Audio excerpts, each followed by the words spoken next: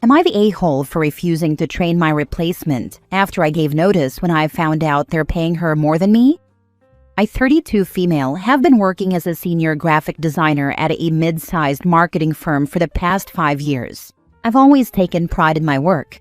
I've brought in major clients, led multiple high-profile campaigns, and even won a few industry awards. I genuinely believed my contributions mattered. Over the past 3 years, I've asked for a raise twice. Both times, I was told that while my performance was outstanding, there were budget constraints. Instead, I received a token 2 to 3% cost of living increase each year. I accepted it at the time, thinking loyalty and consistency would eventually pay off. 2 weeks ago, I finally decided to move on. I accepted an offer from another company that pays significantly more and offers better growth opportunities. I handed in my 2 weeks' notice, and my boss acted understanding. He even said he appreciated the professional courtesy. I figured I'd wrap things up smoothly, leave on good terms, and move forward. Yesterday, however, he introduced me to my replacement, Jessica. He asked if I could spend my final days training her and getting her up to speed on my accounts, workflows, and design systems. I agreed at first. That's pretty standard, and I had no reason to be petty. Then Jessica and I went out for coffee to talk about the role. She was friendly and seemed genuinely excited. In the middle of our chat, she mentioned how thrilled she was about the salary they offered her, and then casually told me the exact number.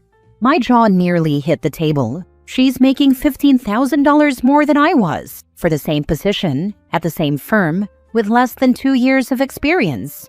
When I got back to the office, I asked my boss directly if what she said was true. He looked visibly uncomfortable and said, "Well, the market has changed," followed by, "We had to offer competitive rates to attract new talent." I asked him point blank, "So you had the budget for a competitive salary, just not to keep me?" He didn't have an answer. I told him I'd finish out my own tasks, but wouldn't be training Jessica. I'm not sabotaging anyone, but I refuse to go above and beyond for a company that clearly didn't value me enough to pay fairly. Honestly, I think that's more than justified.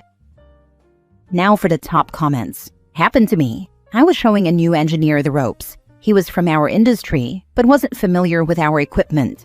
I found out he was paid more money than me, and I refused to provide any more help or training.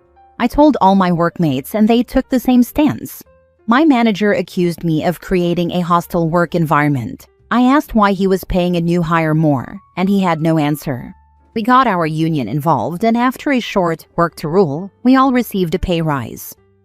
Congrats on making a real change for all your colleagues. This is the power of workers, and I love hearing these kinds of stories. We have to advocate for ourselves. No one else will. If you're not talented enough for what they're paying her, then you aren't talented enough to train her. Exactly. The audacity to even ask me about training. Until now, it still makes my blood boil. It happens more than you realize. Don't take it personally. Complete your 2 weeks and then move on to a better job with a higher salary. Hopefully your new company has a better name in the business. That always feels good. Exactly. They only get loyal till they see a bigger number on someone else's check. Loyalty don't pay bills. Do your 2 weeks. Dip clean. Let them train their own mess next time. Next story. Am I the a-hole for refusing to cover my co-worker's shift after she lied about why she needed time off? I've worked at my job for almost 3 years now, and I've always been known as the reliable one. I'm the person everyone goes to when they need someone to cover a shift, swap schedules, or help meet deadlines. I don't mind helping, as long as people are honest about it. Last month, my coworker Jenna asked if I could cover 2 of her weekend shifts. She said her grandmother had suddenly fallen ill and she needed to be with family. Of course I said yes without thinking twice. I even canceled some personal plans because I didn't want her to stress while dealing with something serious. Well, fast forward to the following week. I open Instagram, and guess who's posting stories from a 3-day music festival out of town? Jenna. I thought maybe it was old footage, but the posts were clearly time-stamped, and mutual coworkers commented things like, "You look amazing. So glad you finally made it." When I asked her about it, she first laughed and said, "Oh, you weren't supposed to see that." Then she told me she just really needed a break and that I wouldn't have agreed if she'd told the truth. I was shocked by how casual she was about lying. I told her I'd help others when I can, but I won't be covering for her again, especially after that. She rolled her eyes and told me to relax, because it's not that deep.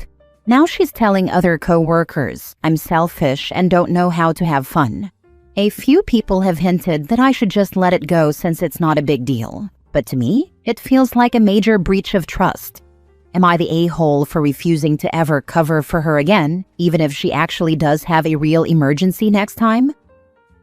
Not the a-hole. Never cover for her again. I would also never cover again for the co-workers who are telling you to let it go. They are telling on themselves with their attitudes. They have likely taken advantage of you too. This similar situation worked in a retail bakery back when I was studying. One coworker would constantly call in saying they couldn't make it for the closing shift, so I always ended up staying back.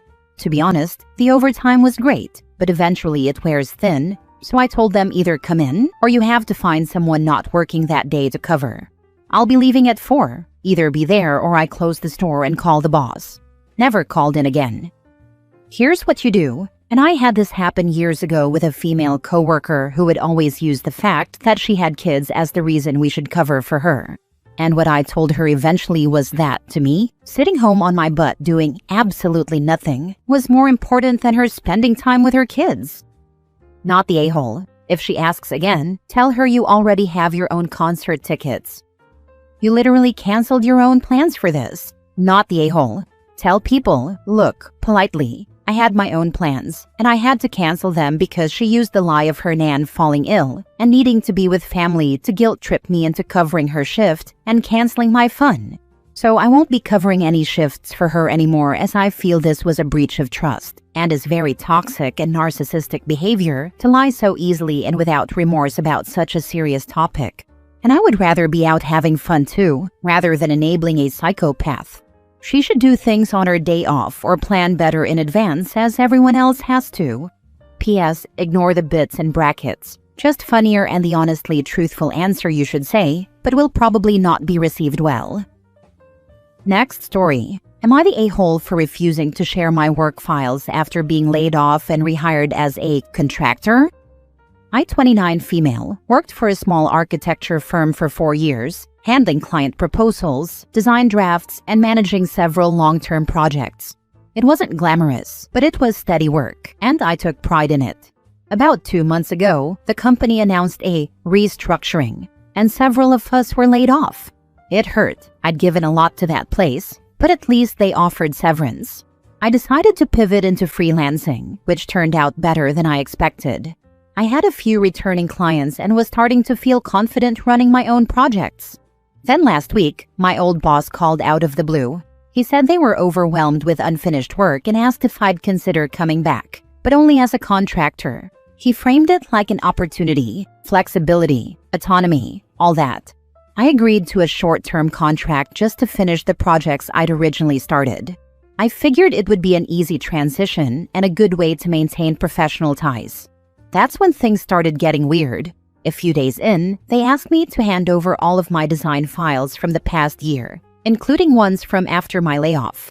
When I asked why, my boss said those designs were based on ideas developed during employment and therefore belonged to the company. The thing is, those newer designs were created entirely during my freelance period for different clients, using my own equipment and software. None of it involved the firm's resources or contacts.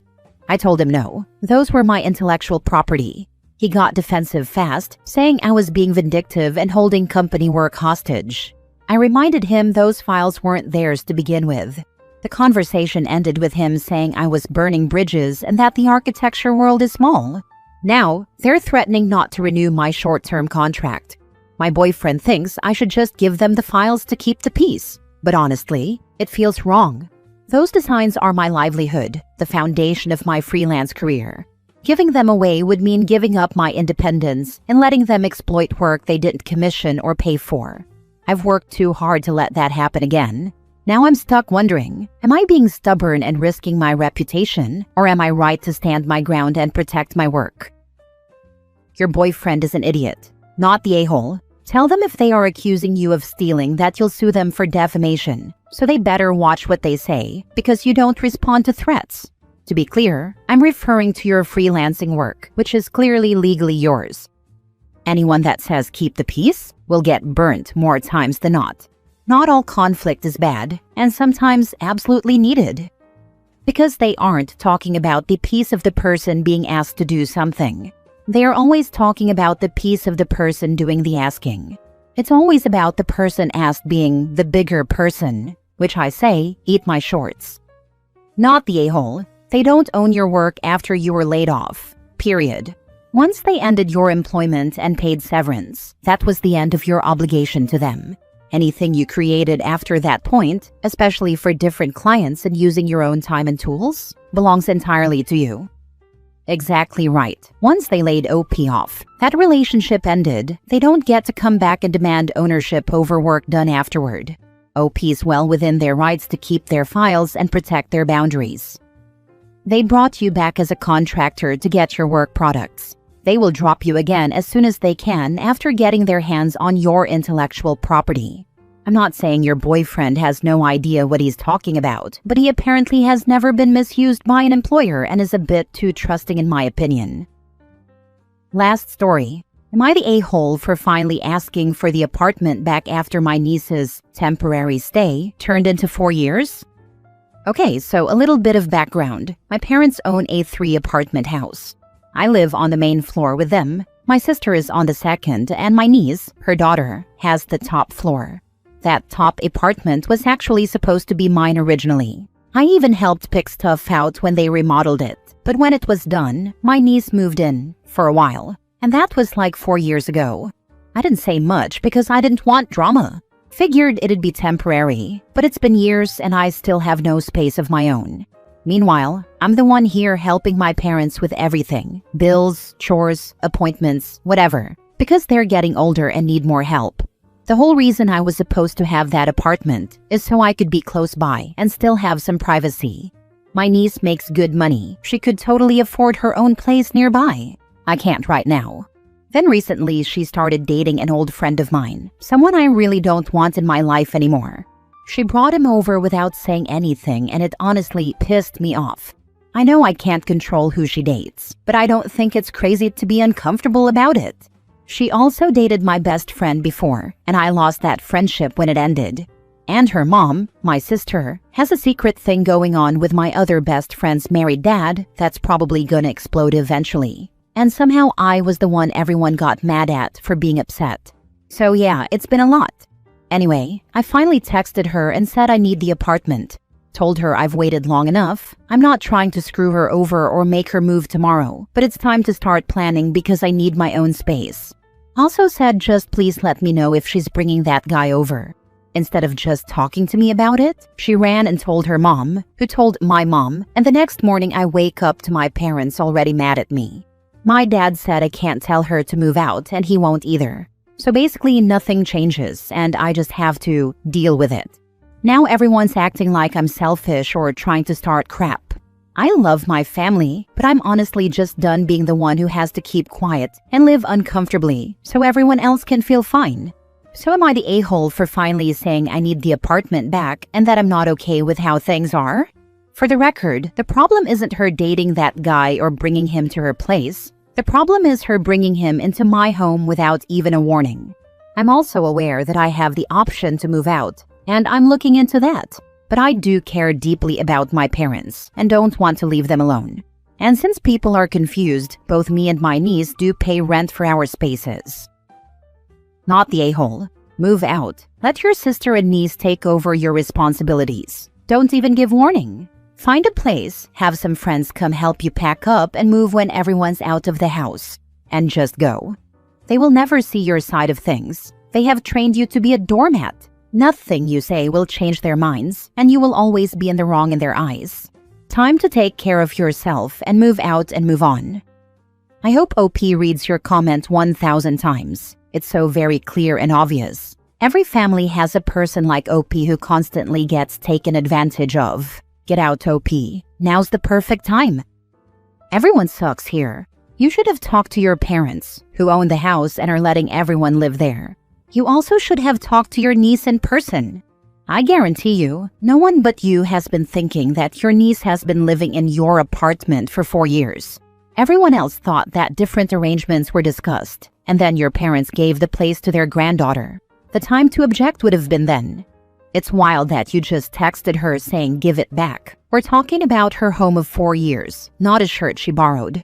They haven't been great to you either. Not at all, and I'm sorry for that. But you guys are operating from different sets of facts, and everyone needs to get on the same page.